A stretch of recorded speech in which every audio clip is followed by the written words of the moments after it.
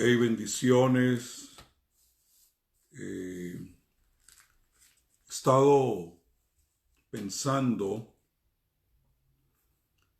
en la categoría en la cual nos han puesto en este tiempo. Ustedes saben que se ha dividido la sociedad en dos grupos. El grupo de los esenciales y el grupo de los no esenciales. Y hallamos entonces que los gobiernos han puesto a la iglesia dentro de la categoría de los no esenciales. Y cuando se piensa en reabrir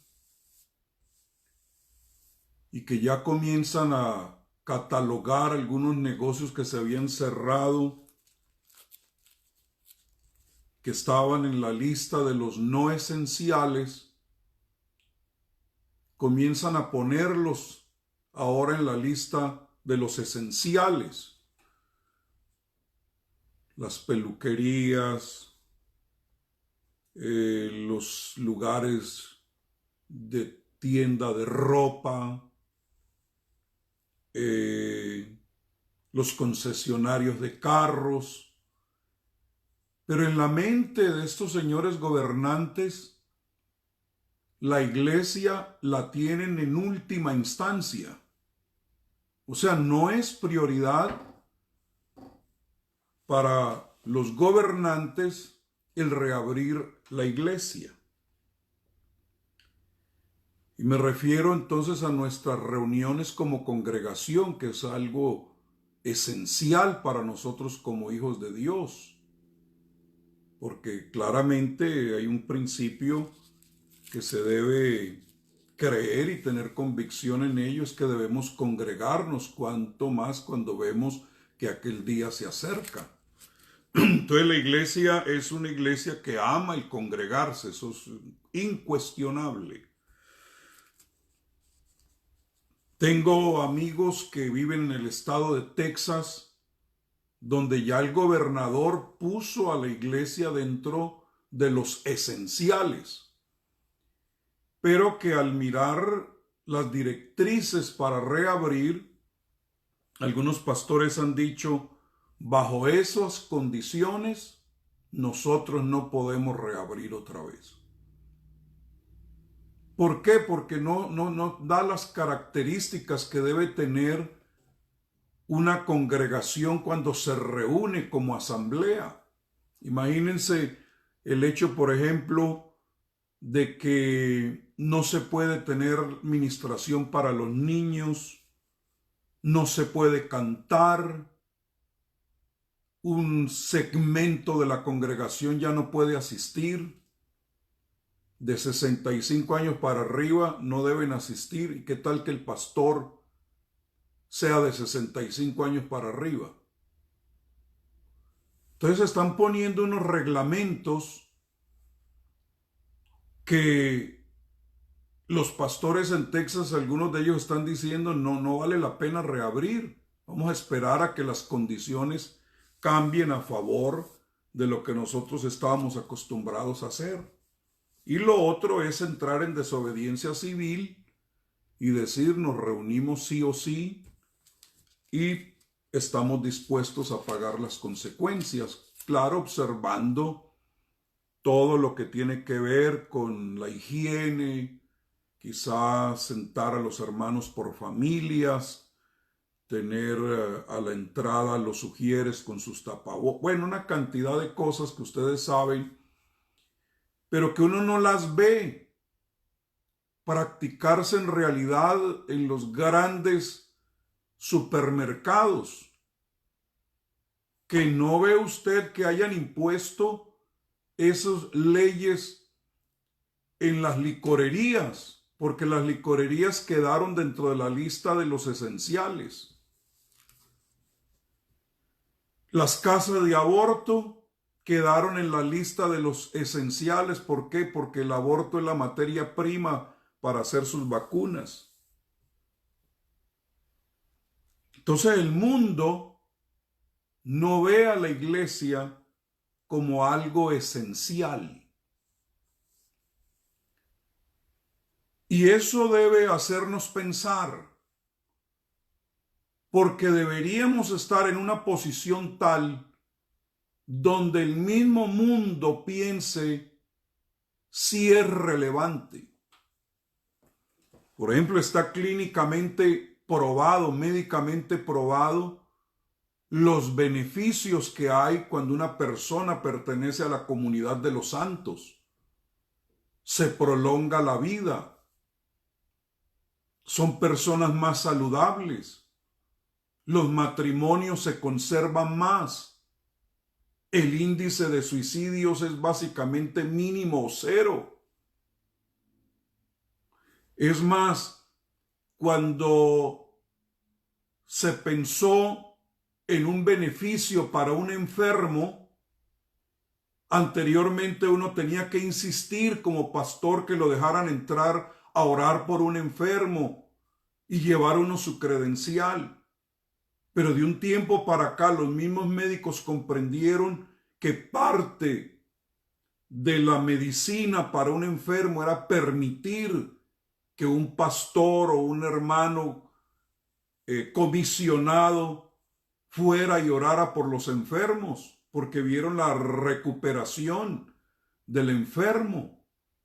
Y si no tiene a nadie, hay capellanes dentro de los mismos hospitales que van y te ofrecen, quiere que ore por ti, porque se dieron cuenta que la iglesia en el servicio que da es esencial. Entonces yo me resisto a creer que soy parte de la lista de los no esenciales. Cuando la iglesia tiene una función dentro del mundo que decía el domingo pasado, si la gente del mundo supiera lo esencial que es la iglesia de Jesucristo, el cuerpo de Cristo. Yo no estoy hablando de la secta, yo no estoy hablando de los religiosos, yo estoy hablando de la iglesia de Jesucristo en su máxima expresión. Ese es esencial, porque si la gente del mundo supiera lo que viene cuando la iglesia sea removida de aquí, hermano, correrían. Es como dijo el apóstol, que si los príncipes de este mundo hubieran sabido quién era él, nunca habrían crucificado al Señor de gloria.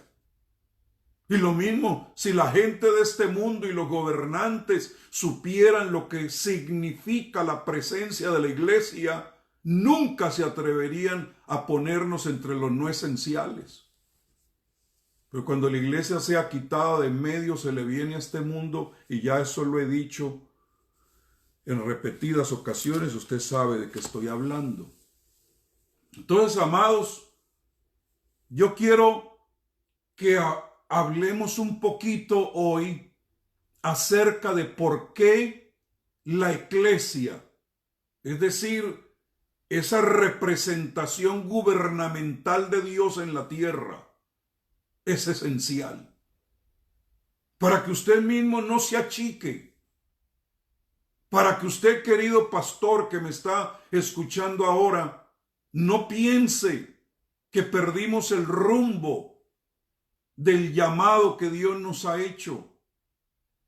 Y quiero otra vez como reubicarnos en el sentido propio de que sí, de verdad, como la iglesia de Jesucristo, yo prefiero decir eclesia porque es la palabra original, porque iglesia se ha diluido tanto que hay quienes piensan que son las cuatro paredes de un edificio.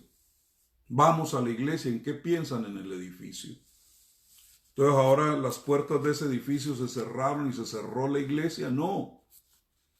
Yo quiero decir, hermano, que si en algún momento la iglesia ha tenido las puertas abiertas es ahora, porque se cerraron los templos, pero las ventanas de los cielos todavía están abiertas. Entonces, hace algunos años atrás, Estaba en una conferencia en San Diego, California, y llegó un hermano a darnos una enseñanza. Y él inició la enseñanza con esta propuesta. Si la iglesia cerrara por alguna razón las puertas del templo, la comunidad nos extrañaría. Eso a mí me puso a pensar. Soy tan relevante así que si en un momento cerramos, la gente vendría a preguntar, ¿dónde están? Queremos, ¿en qué podemos colaborar para que ustedes abran? Porque ustedes benefician tanto a nuestra comunidad que deseamos que estén abiertos. Que si en un momento dado tenemos que salir a protestar porque están poniendo unas leyes fuera de las normativas, fuera de la lógica misma, ¿se uniría la comunidad a nosotros para decir sí, los necesitamos en la comunidad? Hermanos, eso hace como 4 años que ese pastor hizo esa pregunta en esa conferencia de líderes. Y a mí eso me ha dejado pensando desde ese tiempo. Y mire ahora, a fuerza por todos los países del mundo, en su mayoría, las puertas de los templos cerrados. ¿Nos extraña la comunidad? ¿Nos anhelan? ¿Nos están buscando? ¿Están escribiendo? ¿Los extrañamos? ¿Queremos seguir oyendo? ¿Queremos? Eso para mí es de pensarlo. Entonces, cuando yo me voy a la Escritura, descubro que la razón por la cual la iglesia de Jesucristo es esencial es por lo que dijo Jesús en Mateo capítulo 5, de que nosotros somos la luz del mundo y la sal de la tierra. Vamos a ver el primer aspecto, el aspecto de la luz. Y pensaba acerca de ese asunto de la luz, de que de los 7 yo soy de Jesús en el Evangelio de Juan, para demostrar que perfectamente Él es el gran yo soy manifestado en carne. De ninguno de esos 7 nos permite participar. Usted no puede decir, hermano, yo soy la resurrección y la vida, porque inmediatamente van a decir, o yo soy la vid verdadera, o que usted diga, yo soy el verdadero pan que descendió del cielo. No, ninguno de nosotros puede decir eso. Pero si usted dice, yo soy la luz del mundo, sí te aceptamos como tal, porque Jesús nos incluyó de sus 7 manifestaciones como el yo soy en esa parte vital. Así como yo soy la luz del mundo, ustedes también son la luz del mundo. Y aquí vienen las palabras de Jesús. Vosotros sois la luz del mundo. Una ciudad asentada sobre un monte no se puede esconder. Ni se enciende una luz y se pone debajo de un almud, sino sobre el candelero y alumbra a todos los que están en casa. Así alumbre vuestra luz delante de los hombres, para que vean, aquí está el objetivo de ser la luz del mundo, para que vean vuestras buenas obras y glorifiquen a nuestro Padre que está en los cielos. Los hombres, la gente que no conoce a Dios, glorifiquen a Dios por nuestras buenas obras. Entonces, el ser luz no es solamente decirlo, soy luz del mundo, no. Tiene que manifestarse. tienen que haber obras que demuestren que somos la luz del mundo. Porque noten ustedes que la luz del mundo primero tiene una función a nivel ciudad. Esa luz del mundo está sentada en una ciudad sobre un monte y por lo tanto es relevante porque es un punto de referencia. No se puede esconder porque está puesta en un sitio alto. Jesús dijo, está sobre un monte. Y lo que está sobre un monte no se puede esconder porque toda la ciudad sabe dónde está ese referente. Y luego también dice que tenemos que ser luz en nuestras casas. Entonces, ahora, cuando yo busco el origen de la luz, es sorprendente lo que descubro yo ahí, que lo primerito en medio de las tinieblas, en medio del caos, en medio del vacío, en medio del desorden, lo primero que Dios establece en el primer día de la creación es sea la luz. Y fue la luz. Y vio Dios que la luz era buena. O sea, Dios no dijo la luz, pónganla en la categoría de lo no esencial. Dios dijo la luz es buena para las ciudades y para las casas. Y separó Dios la luz de las tinieblas y llamó Dios a la luz día y a las tinieblas llamó noche y fue la tarde y la mañana un día. Entonces, ahí encontramos que lo primero que hace Dios es la luz. Ahora, la pregunta que muchos se han hecho es, ¿cómo fue que los árboles pudieron ser sustentados con la luz sin haber hecho el sol ni la luna? Porque las lumbreras fueron hechas en el cuarto día. ¿Cómo se alimentaron entonces las expansiones que Dios hizo en el segundo día? Los árboles en el tercer día, porque los árboles dependen de la luz. El alimento de los árboles, además del agua, es la luz. Y usted estudie eso. A través de sus hojas absorben la luz.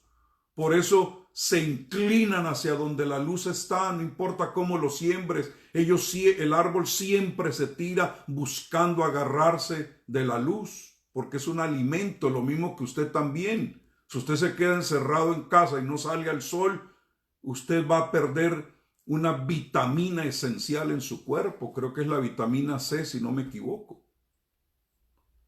Entonces, ¿cómo es posible que sin sol, sin luna, se haya sostenido la creación de Dios por 3 días? Entonces, cuando uno comienza a estudiar, descubre el porqué. Y les voy a mencionar en la escritura, ya que estamos en esto. En Primera de Juan, el capítulo 1 y el versículo 5, dice, este es el mensaje que hemos oído de él y os anunciamos, Dios es luz y no hay ningunas tinieblas en él. Entonces lo primerito que aparece ahí es que Dios es luz. Jesucristo mismo, como es Dios, Él se aparece como la luz en Juan 8:12. Y dice de la siguiente manera, otra vez Jesús les habló diciendo, yo soy la luz del mundo, el que me sigue no andará en tinieblas, sino que tendrá la luz de la vida. Eso es clave. En la luz está la vida. La luz disipa las tinieblas y usted es la luz del mundo. Entonces en usted hay vida. Por esa razón usted es esencial. Y luego, para que se aclare más ese punto de los que siempre se han preguntado cómo es posible que sin sol hubiera podido los árboles beneficiarse y todo lo demás que Dios había hecho. Bueno, en Apocalipsis 22:5 dice claramente que cuando se llegue ese tiempo de la eternidad no habrá allí más noche y no tienen necesidad de luz de lámpara ni de luz del sol, porque Dios el Señor los iluminará y reinarán por los siglos de los siglos.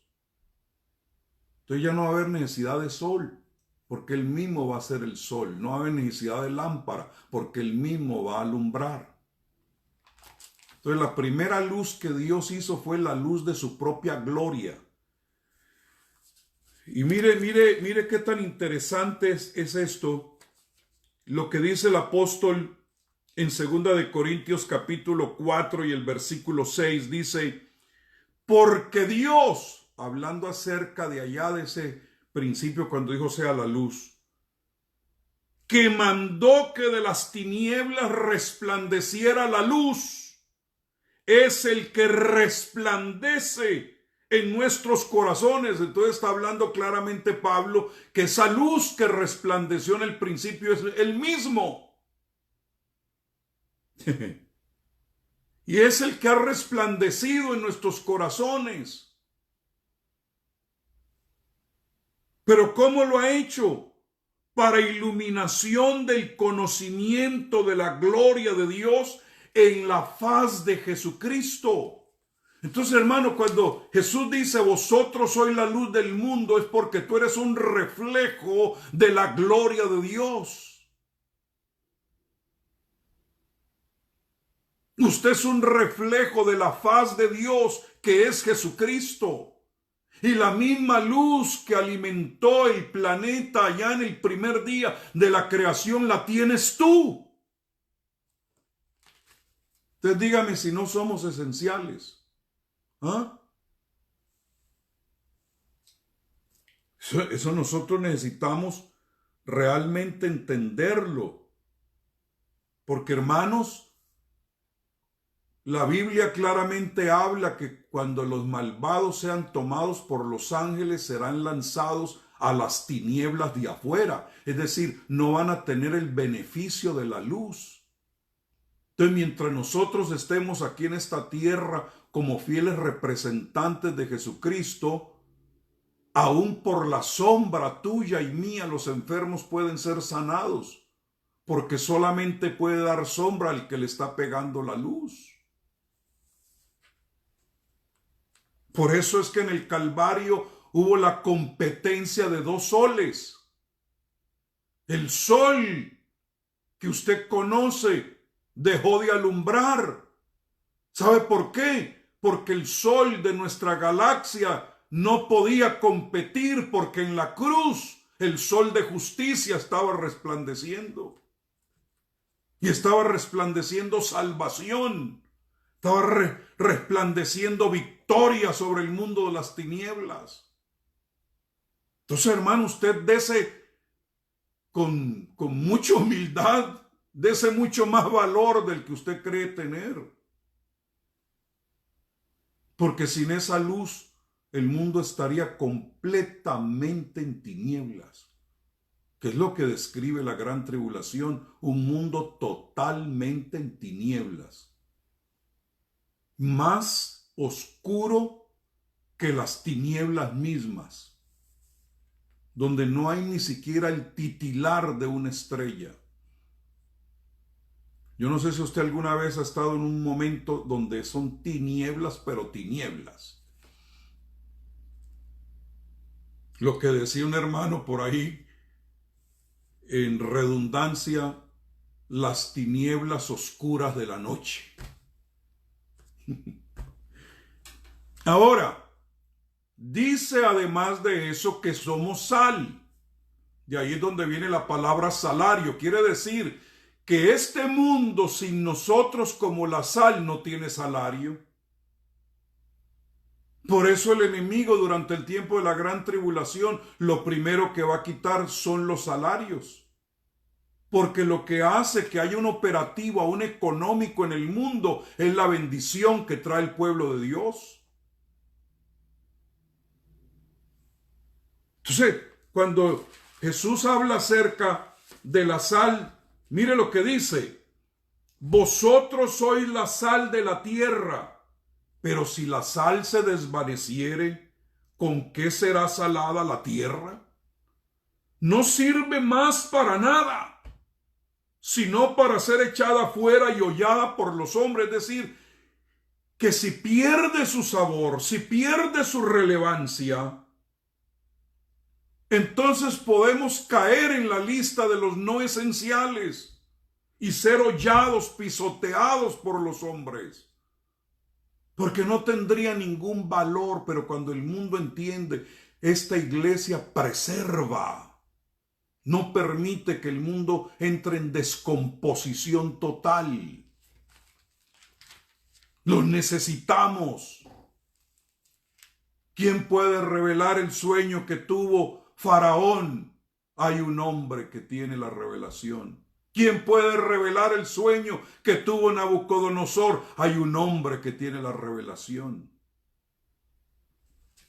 Entonces aquí el problema no es que no seamos sal, sino que siendo sal perdamos la efectividad. Porque Jesús dijo que somos la sal de la tierra, no la sal de la iglesia.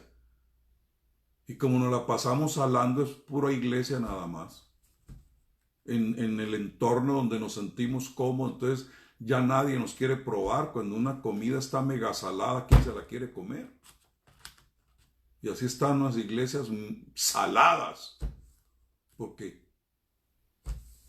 No somos la sal de la tierra, no de la iglesia. Y la efectividad tanto de la sal como la luz es su operación, su influencia en la tierra y en la ciudad. Pero si la sal se desvanece, ¿para qué sirve? Queda en la lista de lo esencial. Si la luz que debe estar alumbrando en un monte sobre la ciudad se apaga, cerraron los templos, está bien, podemos seguir. Entonces, amados, esto nos debe hacer pensar. Ahora, ¿cuál es el secreto de todo esto? De verdad, ¿cuál es el secreto? ¿Qué es lo que el Espíritu Santo nos está mostrando en este tiempo? Nos está mostrando en este tiempo que es importante que regresemos a nuestra esencia, a nuestra efectividad. Y la efectividad nuestra para ser relevantes es sencillamente mostrar nuestra cabeza. No el cuerpo, la cabeza. Por eso cuando a usted le toman una foto para su licencia de manejar, su identificación, su pasaporte, le toman una foto es a la cabeza, no a una mano. A ver, saque el pie, le vamos a tomar una foto para que sirva de identificación. ¿Y qué es lo que hemos estado mostrando todo este tiempo? El cuerpo, pero no la cabeza. Lo que identifica el cuerpo es la cabeza. Lo que identifica a la iglesia de Jesucristo es cuánto muestre su cabeza, porque es la faz de Jesucristo, lo que impacta. Pero no nos la hemos pasado mostrando partes de nuestro cuerpo como una especie de exhibicionismo, a tal punto que la gente se pone rótulos, y lo he visto en personas a las cuales amisto, y ponen ahí el rótulo de su denominación, exhibiendo el cuerpo. Yo soy de tal denominación, yo soy de tal iglesia. Eso no identifica. La gente del mundo, cuando te pide tu identificación, quiere ver tu cara.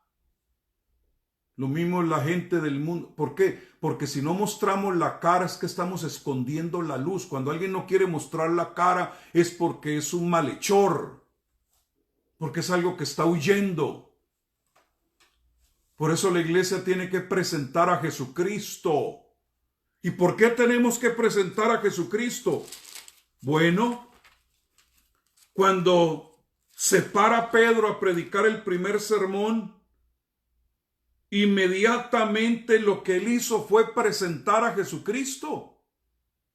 Él no presentó una denominación. Él nos dijo, mire aquí los 11 que están aquí conmigo y mira, hasta María está por ahí, les quiero hablar acerca de María, le quiero... No, inmediatamente les habló de Jesucristo. Y dice, varones israelitas, oíd estas palabras. Jesús Nazareno, varón aprobado por Dios entre vosotros con las maravillas, prodigios y señales que Dios hizo entre vosotros por medio de él, como vosotros mismos sabéis. El que hace las maravillas, los prodigios, las señales, las sanidades, se llama Jesucristo. Y el mundo necesita saberlo. Y luego, en Hechos 10, versículo 38 dice, cómo Dios ungió con el Espíritu Santo y con poder a Jesús de Nazaret, y cómo éste anduvo haciendo bienes y sanando a todos los oprimidos por el diablo, porque Dios estaba con él.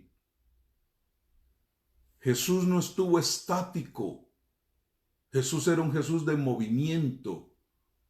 Anduvo por pueblos, por aldeas, por ciudades, predicando el evangelio del reino y haciéndole bienes a la gente, sanando a los enfermos, haciendo prodigios, haciendo milagros, haciendo señales, haciendo maravillas. Entonces, cada vez que ellos tenían oportunidad de hablar, presentaba, mire, hermano predicador, ¿sabía usted que legalmente usted y yo no tenemos derecho a predicar? ¿Qué nos da ese derecho de predicar? ¿Que usted es graduado de un seminario? O como digo yo, de un cementerio, porque hay muchos seminarios que van a matarle las convicciones, le roban la inocencia al predicador con tanto discurso de hombres. Y para esto de extender el reino de Dios necesita uno tener inocencia, sencillez de corazón, no envanecido por el conocimiento.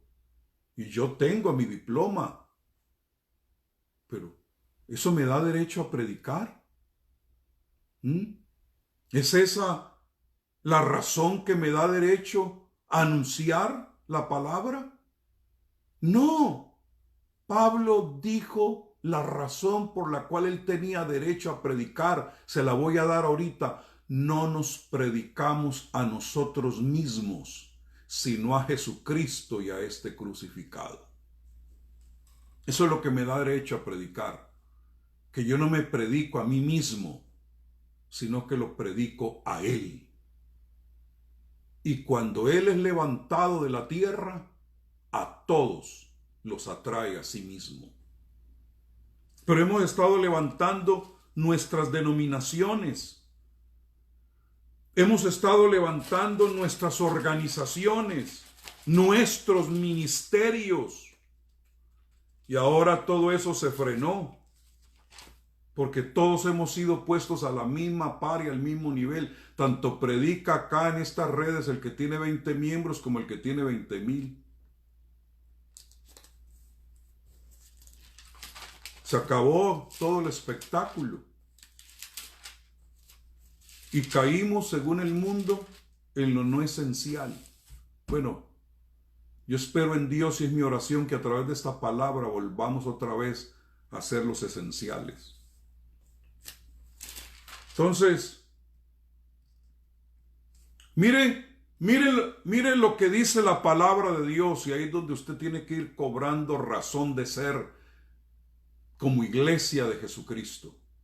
En Proverbios 31:8 dice: abre tu boca por el mudo en el juicio de todos los desvalidos. Seremos relevantes cuando abramos la boca por el mudo.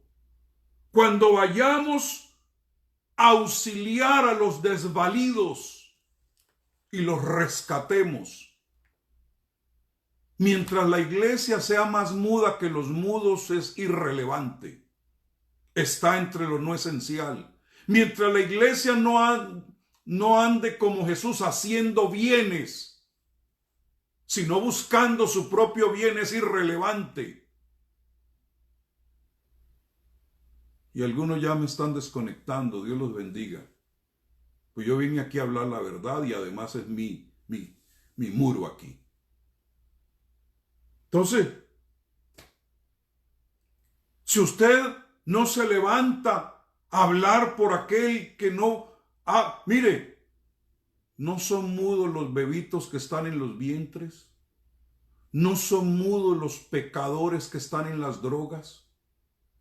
¿No son desvalidos los que están pensando en suicidarse? ¿No son mudos los que no tienen que comer?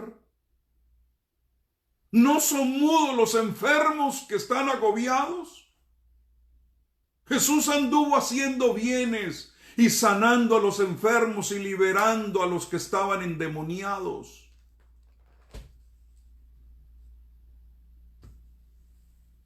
Sanando a los oprimidos, porque los oprimidos están mudos.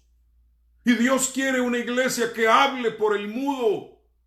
Porque es más, Jesús hablando con los judíos dijo: si ustedes no hablan, las piedras hablarán. ¿Y cuáles son esas piedras que hablan? Las piedras vivas con las cuales Él está edificando una nación santa. Esas son piedras que hablan por los mudos, que somos piedras vivas. Aleluya. Entonces, preguntaba, ¿qué nos hace esenciales? ¿Qué nos hace relevantes? Nos hace relevantes el hecho de que tú y yo entendamos que tenemos todo lo que el mundo necesita. ¿Usted por qué va al supermercado? Porque el supermercado tiene todo lo que usted necesita para hacerse un almuerzo. Pero si usted va a un supermercado que todo el tiempo le dice no tenemos, y va a otro supermercado donde siempre tienen lo que usted necesita, ¿a dónde vas? Lo mismo en la iglesia de Jesucristo. La iglesia de Jesucristo debe ser anhelada, debe ser buscada, porque tenemos todo lo que la gente allá afuera necesitan. Y una de esas cosas que el mundo necesita por encima de todo es amor. Y a veces lo menos que se encuentra en los santos hermanos es amor. No se aman ni a sí mismos, ahora cómo van a amar a los perdidos. Que por cierto, ese término de perdidos debemos buscarle una modificación y ahorita les voy a dar una idea a ver ustedes qué piensan. Miren, Jesús hablando acerca del evangelismo dijo algo que me llamó tanto la atención, y es que cuando los autoriza para ir a predicar a sus discípulos y les dio el poder para ir a predicar, Él les dice a ellos algo que siempre me ha llamado la atención, y es: he aquí, os envío como ovejas en medio de lobos. Bueno, tradicionalmente le hemos dicho a las ovejas que se cuiden de los lobos. Cuidado, hermanos, con los lobos, que son los falsos profetas y predicadores y todo. No, ovejas que se cuidan de los lobos. Y ahora viene Jesús y rompe ese paradigma y dice: no, yo quiero que ustedes sean ovejas que van hacia los lobos. Entonces, si es una oveja que está entre los no importantes, no relevantes, no es necesario. A esos hay que cuidarlos de los lobos, porque son unas pobrecitas víctimas. Pero si son ovejas empoderadas, ovejas discipuladas, de las cuales el mismo Jesús dice, si los presentan delante de los tribunales, no os preocupéis por lo que habréis de decir o hablar, porque el mismo Espíritu hablará por vosotros. Entonces, como eso lo dijo dentro del contexto de ser enviados a predicar el evangelio del reino, ser enviados a sanar a los enfermos y a expulsar demonios, Jesús dice, los envío como ovejas en medio de lobos. ¿Por qué? Porque ¿qué es lo que hace un lobo cuando ve una oveja? Cuando un lobo ve una oveja se la quiere comer. Mira, hermano, le sale por aquí, se saborea. Pero hay gente tan insípida, tan sin sabor, sin tener esa gracia, esa luz, esa sal, que los lobos los dejan pasar. Yo no quiero hablar con ese tipo, yo no quiero con esa señora fanática. No, la gente debe anhelar, decir, yo quiero comer todo lo que esa persona trae, porque es relevante lo que me está diciendo. Estaba viendo un documental que me llamó tanto la atención, donde un grupo de jóvenes se reunieron para hablar solamente del amor de Dios. Y se pararon en una esquina y allá al frente estaba un señor con un rótulo, con un megáfono, gritando, van para el infierno, condenados, miserables, pecadores. Nadie se paraba. Nadie. Y estos acá enfrente sintieron que desde ese lado donde estaba ese hombre predicando puro infierno, puro fuego y azufre, era una potestad de un espíritu religioso que nada se apetece que los lobos se lo coman.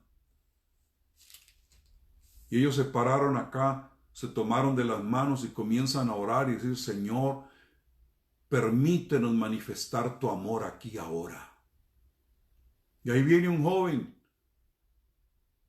que se había quebrado una pierna y vienen unas muletas. Estoy tratando de recordar la escena ahora. Y le dicen, joven, ¿usted quisiera ser sanado de esa pierna que se quebró? Pues sí. Bueno, ¿nos permites orar por ti? Porque andamos con uno que sana a los que están con piernas quebradas. Oren. Oraron por el muchacho, lo pusieron ahí a probar la pierna, completamente sano. ¿Ah? ¿Cómo crees que quedó esa persona cuando le hicieron ese bien? ¿Qué es lo que Jesús andaba haciendo? ¿Ah? Porque el sistema religioso es, aquí te la traemos, porque la hallamos en pleno acto de adulterio. Y aquí traemos la piedra y hasta te prestamos una. No, ni yo te condeno, vete y no peques. Eso es amor. Todavía no estamos en el tiempo de la ira, hermanos. Estamos en el tiempo de la gracia. Y siguen ellos con esa ministración de amor, encontrándose personas enfermas. Mire, el Espíritu Santo me dice, le dijeron a una mujer que usted tiene esta y esta enfermedad. ¿Cómo lo saben ustedes? Es que hay uno que te ama tanto que quiere sanarte de tu enfermedad ahora. Y si reveló lo que traes, es porque ya está listo para sanarte. ¿Nos permites orar por ti? La mujer hasta los invitó a un barco que tenía ahí y los atendió de mil maravillas, porque salieron fue a demostrar buenas obras. Anduvo Jesús haciendo bienes, no males. Entonces, amados, necesitamos ser esas ovejas que salgamos en medio de lobos y nos quieran comer, quieran saborear lo que tenemos. No ser desechados por los hombres. Siempre me había hecho esta pregunta, porque cuando uno ve estudios como los de Barna, que hablan del declive de la asistencia a las congregaciones, a los templos, en los Estados Unidos, en Europa es una calamidad, y los porcentajes y el descenso de asistencia a los templos en muchas congregaciones están mermando. Y gracias a Dios que en los países latinoamericanos todavía no llega ese fenómeno, la gente es mucho más abierta para el evangelio, pero tanto en Europa como Canadá y Estados Unidos hay un declive, a no ser que esa congregación haya encontrado una llave, un secreto, que posiblemente es la que yo les voy a compartir hoy. Entonces la pregunta de todo pastor que mira ese fenómeno es ¿por qué la gente no asiste a la iglesia? Y cuando hablamos de que por qué la gente no asiste a la iglesia, nos estamos haciendo dos preguntas equivocadas en una sola pregunta, porque cuando hablamos de que no asisten a la iglesia, estamos pensando ¿por qué no me vienen a mi templo? Y ya ahí hay un principio erróneo. Y luego el segundo aspecto erróneo de la pregunta es ¿por qué no vienen? Y yo les confieso que yo siempre me había hecho esa pregunta hasta que en oración el Señor me dijo es que la estás formulando de una manera incorrecta. Tú estás preocupado por qué la gente no viene, cuando la pregunta es ¿cómo debes hacer para que los que están aquí vayan? Porque somos una iglesia apostólica y la palabra apostólico es enviado. Un representante de un rey que tiene toda la autoridad y todo el respaldo para hablar en nombre de ese rey o ese emperador. Entonces, nos hemos formulado mal la pregunta. ¿Por qué no vienen? ¿Y cómo hacemos para que vengan? Y toda la estrategia es para que vengan. Y entonces hemos creado sistemas de mercadotecnia donde envolvemos lo mejor posible el cuerpo, pero no le presentamos a la gente lo que la gente necesita y es a Jesús. Entonces todo el tiempo es vengan a nuestra congregación y no vamos a conducirlos a Jesús. En un estudio que se hizo, la gente no está fastidiada de Cristo, sino de los cristianos. La gente no quiere saber de los cristianos, quiere saber de Cristo. Y ustedes saben por qué. Entonces, vengan a nuestros programas, vengan a nuestro templo, vengan a escuchar nuestra cátedra, vengan a nuestro show de luces, a nuestro concierto. Bueno, esa es la idea equivocada. ¿Por qué? Porque la gente del mundo tiene mejores shows que los que usted y yo podemos producir. ¿O no? Ellos saben cómo hacer grandes funciones de entretenimiento.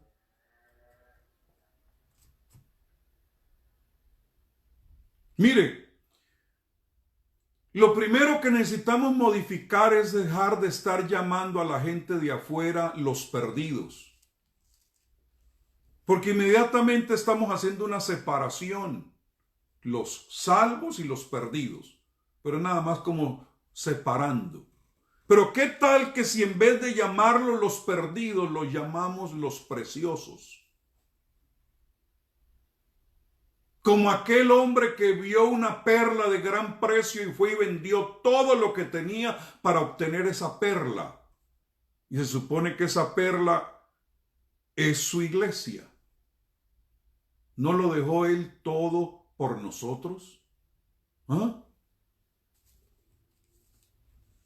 Porque vio que había algo precioso que Él quería tener.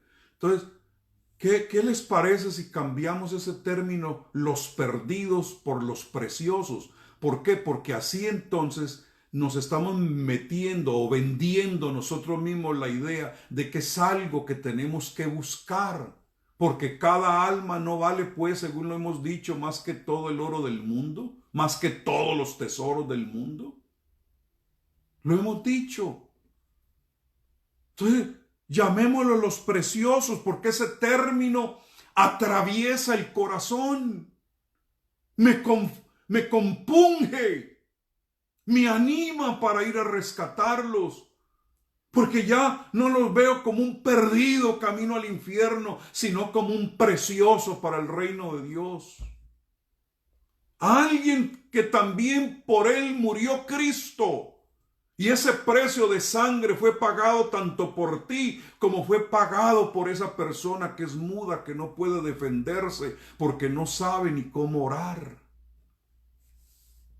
Eso debe ser una motivación para que salgamos, para que los busquemos, para que los amemos, porque son preciosos. Miren, hermanos,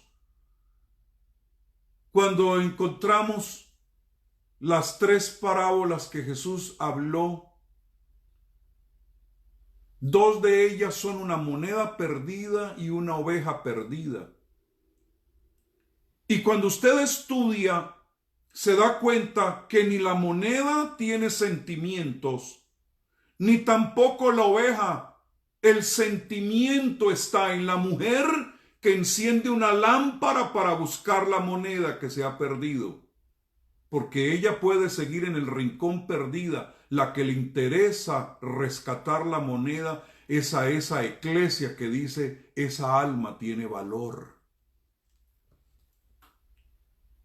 La oveja está perdida, expuesta. ¿Quién es el que se mueve a buscarla? Un corazón apasionado por el perdido. Y ahí es donde se muestra el amor de nuestro Dios, que no dice, no, aquí tengo 99, ya están aseguradas aquí, son mayoría. No, es que este asunto, para que esté completo, se tiene que traer aquella, porque es que no son 99, sino que son 100. Tiene que entender el que va y busca lo precioso de aquello que está buscando. ¿Sí me estoy explicando, hermanos? Exactamente lo que dice ahí el hermano. No podemos tener el espíritu de Jonás, que tenía más compasión de la calabacera que de esa ciudad de Nínive. Con razón huyó en un barco. Hermanos, necesitamos entender que ya no debemos referirnos a ellos en una forma despectiva, los inconversos. Yo conocí una hermana cuando era joven en la iglesia de mi padre, que por cierto daba miedo acercársele a esa hermana, pero eso sí era buena, va a tocar ¿cómo se dice? El tamborín, la pandereta, tremenda. Y sabía yo dónde vivía la hermana, retirada del templo. Y notaba que apenas terminaba la celebración, lo que se llama la escuela dominical, la hermana se iba caminando hasta su casa. Y un día me le acerqué, me atreví a acercármele porque la mujer repelía. Dije, hermana, mire, aquí en la pura esquina del templo para el autobús. Porque usted no se va en autobús hasta su casa, siempre queda retirada, línea recta, pero muy retirado de aquí. ¿Sabe qué me contestó ella? No me subo al autobús para no rozarme con los impíos. No quiero que me contagien los pecadores. No quiero estar en un bus lleno de inconversos. Oiga, Hermano, casi se me caen los calcetines cuando oí a esa mujer. Eso nunca se me ha olvidado. Y ya han pasado un pocotón de años. No es posible. Si al contrario yo quiero subirme al bus para rozar, porque no es ellos los que me contaminan a mí, soy yo el que tengo que darles lo que yo tengo. Entonces me parece que ese término de inconverso es un término despectivo. Es un perdido. No, es un precioso. El cambio de lenguaje que nosotros tengamos puede representar el amor de Cristo en esa persona. Tiene que dejarnos saber que Jesús los echa de menos, que Jesús los anhela también. Entonces, la diferencia de palabras, el cambio de palabras puede cambiar nuestra idea de evangelismo, de salir, de alcanzar a los perdidos. ¿Por qué? Porque hemos tenido iglesias que están dedicadas y orientadas a los proyectos y no al proyecto de Dios, que son las almas. Es algo que se tiene que encarnar en nosotros, que nos tiene que inspirar y debe ser nuestro norte a seguir, nuestra orientación.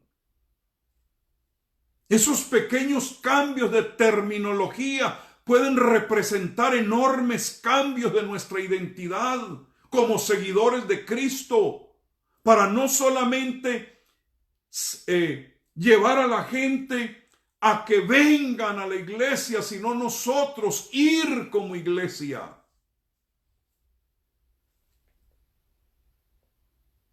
Yo creo que el plan ahorita que esta cosa baje es ya no decirle a la gente vengan a la iglesia, sino la iglesia está yendo a ustedes. Hermanos, yo veo de aquí para atrás y cuando examino, yo no soy contrario a la iglesia de Jesucristo. Créame que yo amo la iglesia, porque Cristo pagó un precio muy grande por ella. Pero me parece que nos habíamos desenfocado y que en este recogimiento Dios está poniendo los puntos sobre las íes. Y desafortunadamente de esta pandemia para atrás, cuando estudio el movimiento de la iglesia, descubro que nos habíamos hecho víctimas de una idolatría tan antigua como la Torre de Babel. Porque lo que estábamos edificando era como una torre suntuosa. ¿Quién tiene el mejor templo? ¿Quién tiene el templo más pomposo? Y resulta que la gente que está necesitada le importa un bledo qué tan bonito sea el templo. Y nos convertimos en arquitectos de templos suntuosos, de programas, de misiones, de planes propios. Todos caímos en eso. Entonces era como una torre de Babel. Y Dios dijo, esta no es mi iglesia que yo estoy edificando, eso es lo que ustedes están edificando.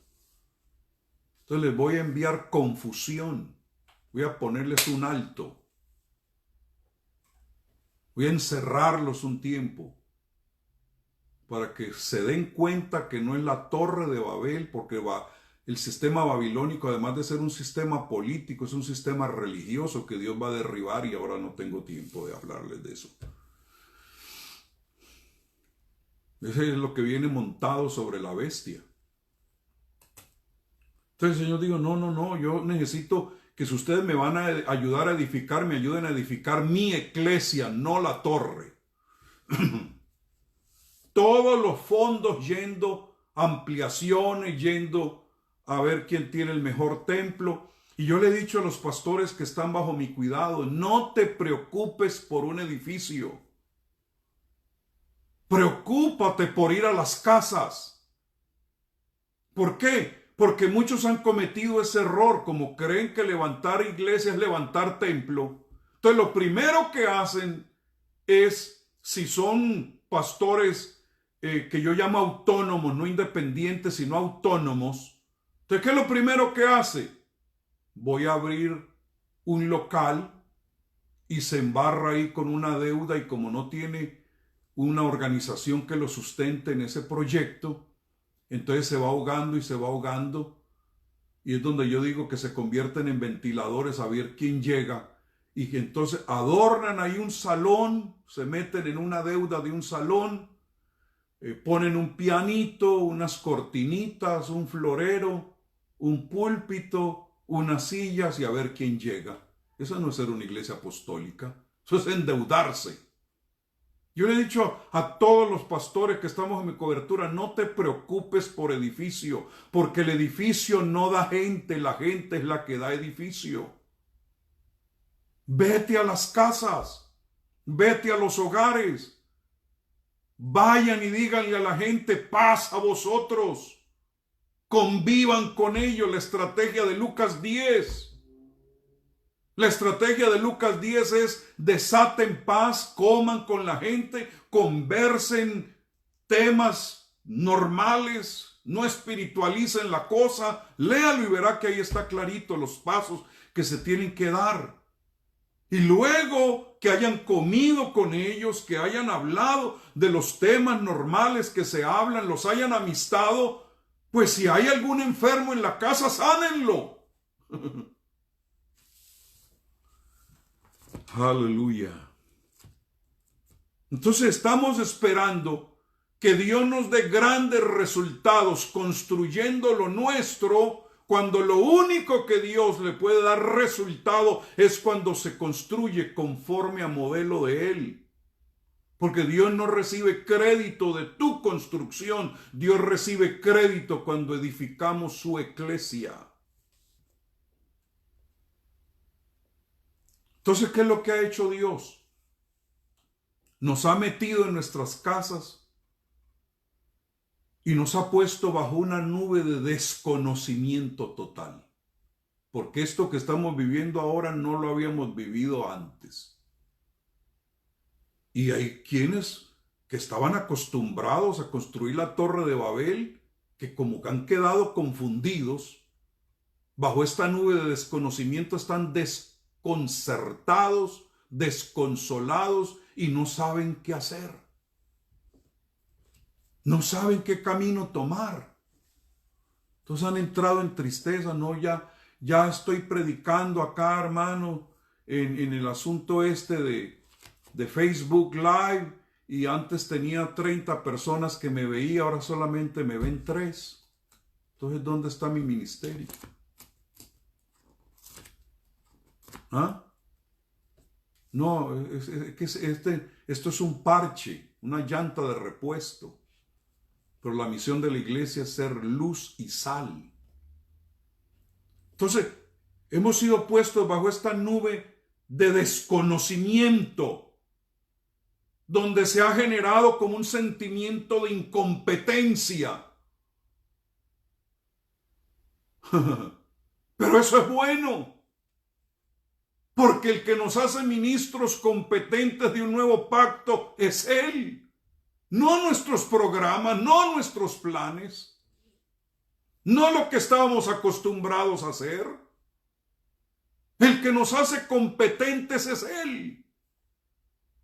Y de repente, como se nos arrancó todo el sistema que conocíamos, como que hemos entrado en un sentimiento de incompetencia. Pero si en algún tiempo, querido ministro, usted es relevante, es ahora. Pero si comienzas a edificar conforme al modelo de Dios. Una de las cosas que necesitamos nosotros los líderes espirituales arrepentirnos es de haber trabajado como llaneros solitarios. De haber creído que todo tenía que girar alrededor nuestro. Querido, ¿saben ustedes que en un tiempo se pensó que todos los planetas giraban alrededor de la Tierra y que la Tierra era el centro de todo lo que se sucedía en lo que se conoce como la Vía Láctea? Hasta que de repente alguien descubrió y dijo, no, la Tierra no es el centro. El centro de donde gira todo es el Sol. La Tierra se beneficia de aquello por donde gira. Entonces así hemos estado pensando que el centro es la iglesia, los programas, los edificios, las luces, los pianos, los grupos de coros, los planes y estrategias que hacemos y proyectos y todo lo demás, y Jesucristo afuera. Jesucristo diciendo, estoy a la puerta y estoy llamando. Soy rico y me he enriquecido y yo no tengo necesidad de Jesús. ¿Así? ¿Y ahora? ¿Ahora? Entonces, necesitamos entender que necesitamos girar alrededor del proyecto de Él. Girar alrededor de Jesucristo. Volver a Él. Porque, hermanos, si no volvemos a Él, nos podemos convertir en pequeños dictadores benevolentes y no en siervos de Jesucristo, donde se transmite una visión verticalista y no horizontal. Por eso recuerde, si yo fuere levantado de la tierra, a todos atraeré a mí mismo, dijo el Señor.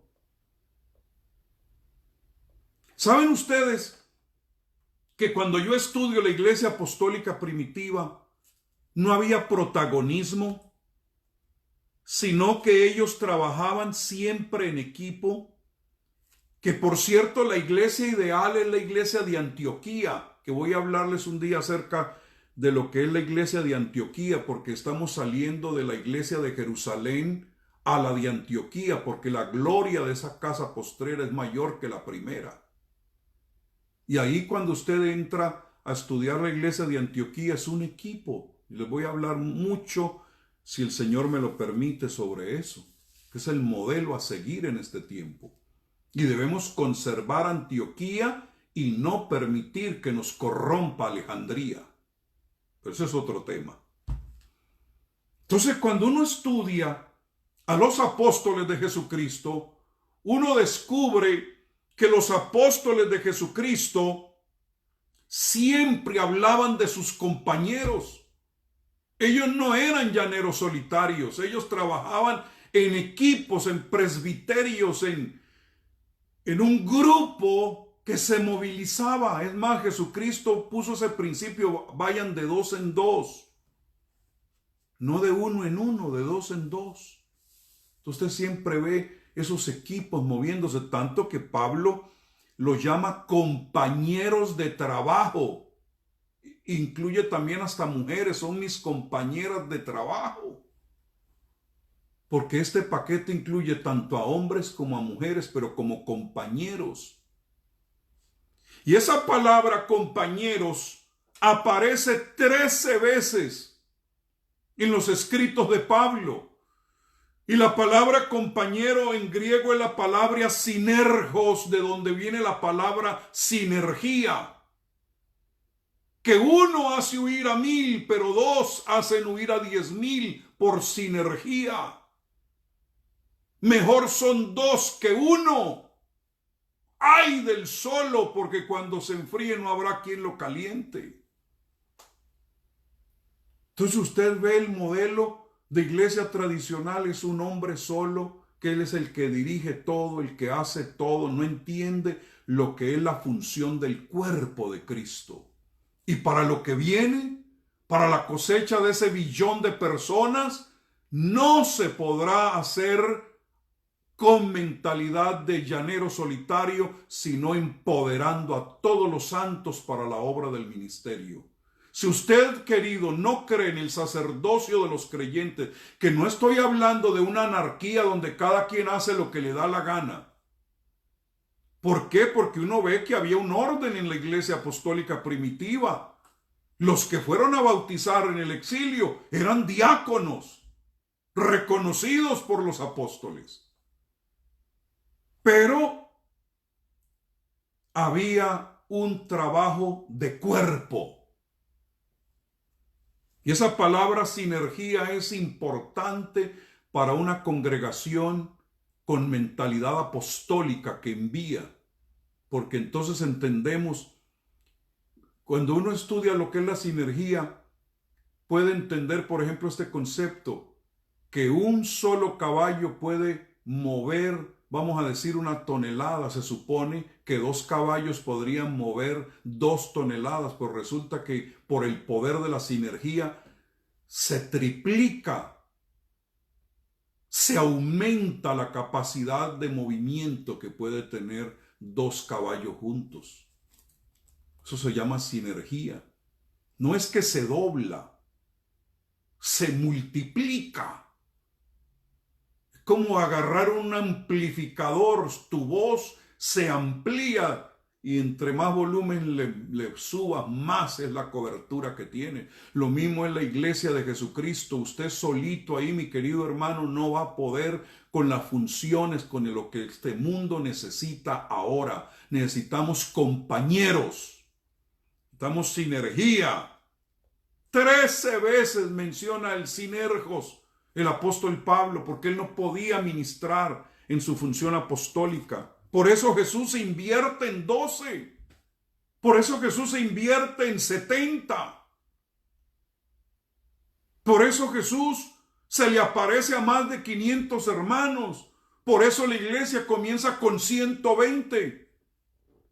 ¿Cómo creen ustedes que pudieron bautizar a 3,000 personas y luego 5,000? ¿Usted cree que un solo hombre puede bautizar a 3,000 personas? Explíqueme esa. Tenía que haber comenzado con 120 y cuando se pone Pedro en pie, habían los otros 11, dice que estaban en pie con él. Entonces ya yo comienzo a entender la dinámica de que habían por lo menos 12 que podían bautizar a 3,000 personas.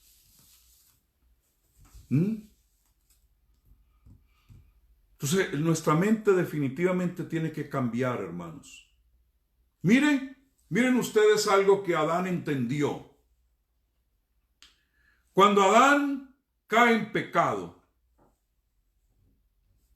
y Dios lo despoja de la posición que le había dado. En el capítulo 3, Dios introduce la idea del evangelio del reino. Voy a levantar la simiente de la mujer y ella va a herir a la serpiente en la cabeza. Y la serpiente lo va a herir en el calcañar, o sea, el conflicto que hubo en la cruz del Calvario. Un plan de redención, un plan de vida. Cuando Adán escuchó eso, inmediatamente vio a la esposa diferente. ¿Por qué? Porque Dios dijo que a través de una simiente de una mujer iba a traer la salvación. Entonces, esta esposa que tengo la voy a llamar Eva, porque Eva significa la madre de naciones, la aplastadora de serpiente, la fuente por donde viene la vida, la rescatista.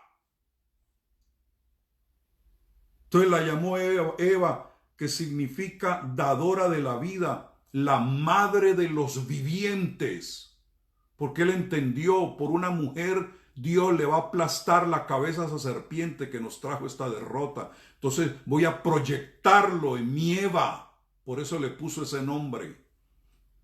Y de ahí los judíos helenistas la llamaron Zoe, que significa vida de Dios. Entonces así es como nosotros los pastores tenemos que ver a la congregación como una madre de naciones, como un cuerpo rescatista, por donde la simiente de vida se puede presentar al mundo. Por eso María fue llamada bienaventurada entre todas las mujeres, porque fue el vaso por medio del cual se introdujo la simiente para poder rescatar a la raza humana. Eso lo había visualizado Adán. Y si usted como pastor no visualiza eso en su congregación, hermano, ese es el cuerpo de rescate. La iglesia es dadora de vida porque puede tener en su vientre la manifestación de Jesucristo. Puede presentar, introducir al mundo a Jesucristo. Por eso la mujer es tan importante en el plan de redención. Porque la única manera como las almas pueden entrar al mundo desde la eternidad es a través del vientre de una mujer. Y la única manera como pueden ser llevadas a la eternidad es a través de un vientre que se llama iglesia. Entonces las almas entran por mujer y salen a la eternidad por mujer. Así tenemos que ver la iglesia, madre de los vivientes, rescatista. Es de donde se desprende el tronco familiar. Por eso la guerra de la serpiente no es contra el hombre, sino contra la mujer, contra la iglesia. Por eso nos ha puesto en la lista de los no necesarios, de los no relevantes.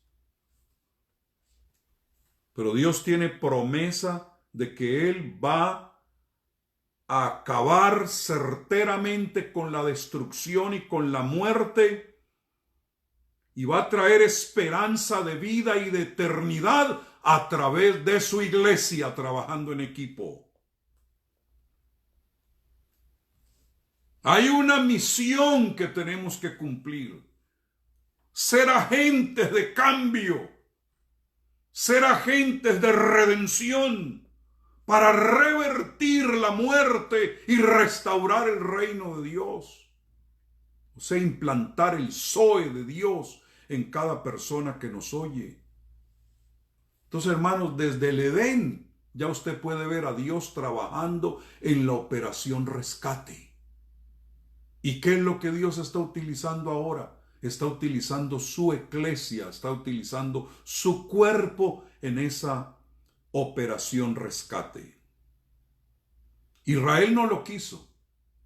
Israel se desprendió de la operación rescate y dijo: me voy a tornar un pueblo que sí acepte mi plan. Y ahora, ¿qué hemos estado haciendo? Nos hemos desviado de ese plan original y Dios nos ha parado en seco para que volvemos nuevamente a la era de la iglesia. Volvamos otra vez a hacer lo que dijo el apóstol Pablo en 2 de Corintios 5 del 17 al 18. Por lo tanto, si alguno está en Cristo, es una nueva creación. Lo viejo ha pasado, ha llegado lo nuevo. Todo esto proviene de Dios, quien por medio de Cristo nos reconcilió consigo mismo y nos dio el ministerio de la reconciliación. Ese es el ministerio, reconciliar a los hombres con Dios. Mire la labor que tenemos. Nos ha hecho nación santa y nos ha sacado de las tinieblas a la luz para que anunciemos las virtudes, los poderes del que nos sacó de las tinieblas a su luz admirable. Entonces, esto no son títulos, son funciones. Es el Cristo resucitado operando a través nuestro. Por eso tenemos una función, amados, esencial. Que no me vengan con el cuento de que la iglesia está en la lista de lo no esencial. Porque solamente se puede traer vida a través de la iglesia. Solamente puede haber resurrección a través de la iglesia. Solamente se puede discipular a través de la iglesia. Los enfermos solamente pueden ser sanados a través de la iglesia. Solo la iglesia los puede bautizar. Entonces, amados, mire, el Señor me estaba diciendo que estamos viviendo en un tiempo donde Dios nos ha estado despojando de túnicas para darnos la túnica real donde vamos a manifestar su gloria. Y usted encuentra a José es despojado de la túnica que le dio su padre, porque mientras tuvo esa túnica de diversos colores, era solamente el soñador, pero que no vivía sus sueños. Luego se le dio la túnica en casa de Potifar, y de esa túnica fue despojado y salió corriendo desnudo, porque tenía dentro de él, no en la túnica, sus valores. Que hay muchas iglesias que tienen en el uniforme sus valores y no en su ser interior. Y José fue despojado de esa túnica, de esa preocupación por lo que llamamos nosotros la pureza y la santidad. No, la santidad es algo inherente, algo que está dentro de nosotros, y que aunque nos despojen de la camisa blanca y de todo aquello que antes utilizábamos, la santidad ya está puesta dentro de nosotros. Luego lo meten a la cárcel y le dan otra túnica, la túnica de prisionero, la túnica de la persecución. Y en esa cárcel José venció y fue despojado de la túnica de prisionero para ahora ir a recibir la túnica real de ser una persona en la lista de los influyentes, en la lista de los necesarios.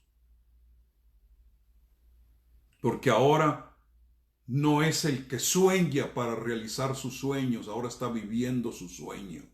Un sueño que Dios había puesto. Ahora es el segundo en Egipto, ahora es uno que puede bendecir hasta sus hermanos y puede bendecir las naciones de la tierra por la pericia que tiene dada por Dios, para poder guardar, para poder tener los graneros, para poder conocer los tiempos y las estaciones. Hermanos, miren ustedes la iglesia apostólica primitiva. Era una iglesia que no tenía lo que ahora nosotros consideramos esencial, pero se hicieron esenciales. Los apóstoles no tenían las cosas que nosotros tenemos ahora, no tenían edificios, no tenían declaraciones de visión, no tenían estrategias, no tenían presentaciones en vivo por Facebook. No tenían pastores célebres. Sin embargo, completaron el Nuevo Testamento. Sin embargo, llenaron a todo el mundo conocido de su entonces con la fe de Jesucristo. ¿Sabe por qué? Porque era gente que donde llegaban amaban, donde llegaban manifestaban a Jesucristo, oraban y Dios respondía, bendecían, eran bendición donde quiera que llegaban, y poco a poco pusieron de rodillas al imperio romano y quedó establecido el reino de Dios. Eso lo lograron en un poco más de 100 años. Ahora nosotros no tenemos ese tiempo. Por eso lo que va a salir de esta pandemia tiene que ser extremadamente agresivo en el espíritu, fieros en el espíritu, violentos en el espíritu, llenos de la potencia de Dios, porque yo estoy hablando con un remanente que va a traer una gloria de casa postrera, una gloria que la iglesia ni el mundo ha visto hasta ahora. Y el Señor me prometió, lo voy a hacer con los pequeños, con los que no están cuestionados, con aquellos que me creen, aquellos que se le nota que han estado con Jesús, que pueden abrir la boca por los mudos y por aquellos que están inválidos. Hermanos, mire, les digo esto. Yo tengo la plena convicción que la iglesia de Jesucristo es la fuerza más importante en todo el planeta Tierra. Es más importante que los gobiernos, es más importante que las instituciones educativas, es más importante que el mismo supermercado donde usted va. Porque sin la iglesia este mundo se va a hacer pedazos. En cierta ocasión fue un predicador que tuvo audiencia con el presidente Abraham Lincoln y le dijo: presidente, he venido para ver si usted tiene alguna posición aquí para mí en la Casa Blanca. Le dice el presidente: ¿y usted a qué se dedica? Y dijo el hombre: yo soy predicador del evangelio. Y el presidente le dijo: me temo que aquí en la Casa Blanca, en mi gabinete, no tengo una posición más elevada que la que usted tiene. Hasta que no entendamos lo que somos como iglesia, que hemos sido puestos hasta para contrarrestar principados y potestades. Dios nos ha exhibido para contrarrestar las fuerzas del mal, porque lo que moviliza a los ángeles en esta tierra es la iglesia. Lo que moviliza a Jesús somos nosotros, porque somos las manos de Él, somos los pies de Él. Nada se compara con la iglesia de Jesucristo. En toda la historia de la humanidad no hay una entidad más potente que la iglesia de Jesucristo. No la hay. Ahora, salió un encuestador en la ciudad de Nueva York haciendo pregunta: ¿por qué la iglesia es relevante? Y de repente, en medio de su encuesta, se encontró con un judío de esos de barbita y las colitas acá, su sombrero, y dijo: me voy a animar a preguntarle a este judío y hacerle esa pregunta: ¿por qué cree usted que la iglesia cristiana es relevante en el mundo? Oye, se quedó con la boca abierta porque ese judío le dio la mejor respuesta de todos los encuestados. ¿Sabe qué le respondió? El judío con su sombrero negro le dijo: ¿saben? La iglesia es relevante porque ustedes creen que su Jesús es Dios manifestado en carne. Y para que la iglesia sea relevante, tiene que ser Jesús manifestado en carne en la iglesia. ¡Wow! ¡Wow! Jesús fue relevante porque Él era Dios manifestado en carne. Y ahora nosotros somos relevantes si Jesús está manifestándose en nosotros. Es Cristo en nosotros la esperanza de gloria. Él es la cabeza y nosotros somos su cuerpo. Por eso Él está dedicado a edificar su iglesia, porque con ella y a través de ella es que Él puede funcionar. Entonces no podemos ser, hermanos, personas ajenos de esta verdad. Necesitamos que Jesús se encarne en nosotros, porque la creación está gimiendo, esperando la manifestación de los hijos de Dios. Y Jesucristo es la manifestación de Dios, pues seamos nosotros la manifestación de Jesucristo.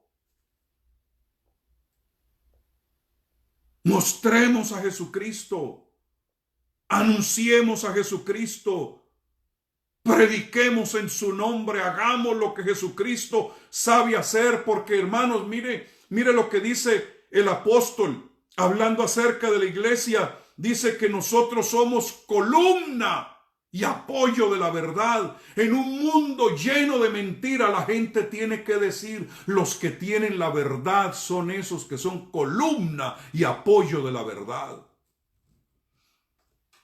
Oigo el noticiero, son puros mentirosos. Oigo el político, son puros mentirosos. Oigo el religioso, son puros mentirosos. Pero voy allá con esos cristianos, o vienen a mi casa y me hablan la verdad, porque somos representantes de la verdad. Eso nos hace relevantes.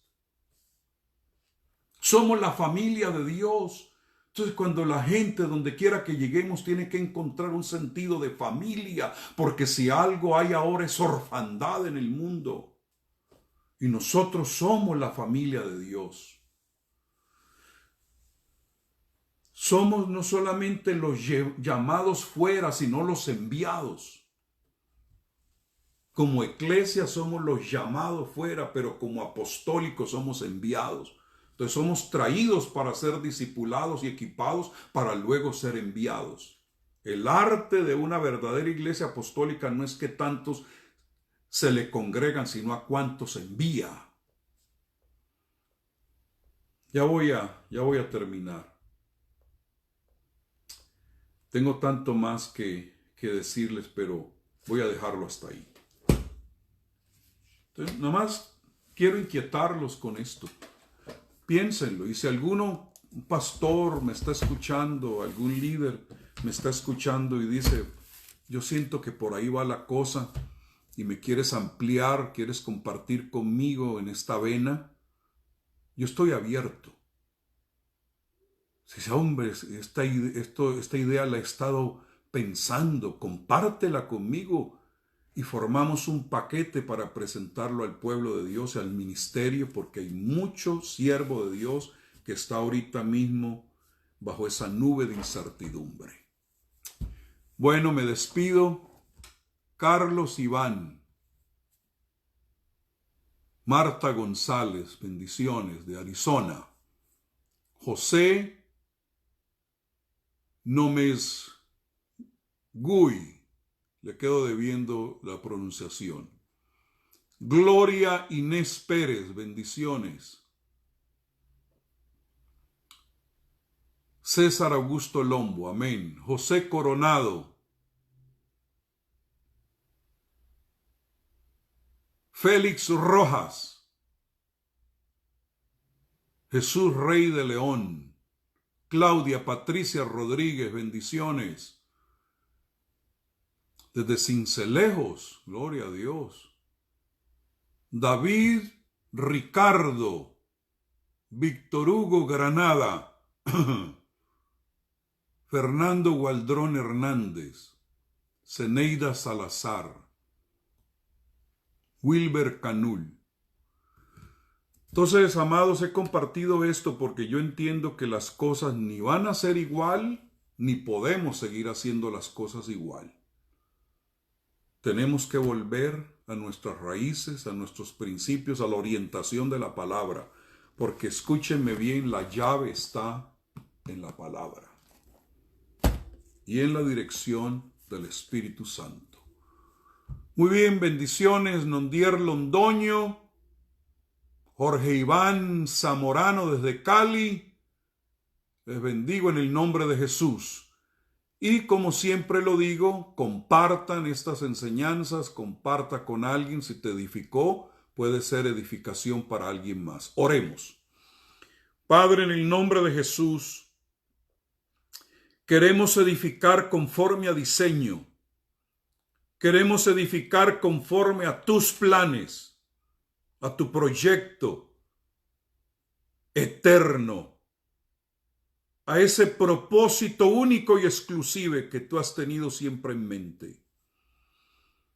Padre, hemos llegado a este punto cero, a este punto de quiebre, y no podemos como pueblo tuyo estar desorientados, sino sencillamente bien centrados en ti, alineados con tu propósito eterno.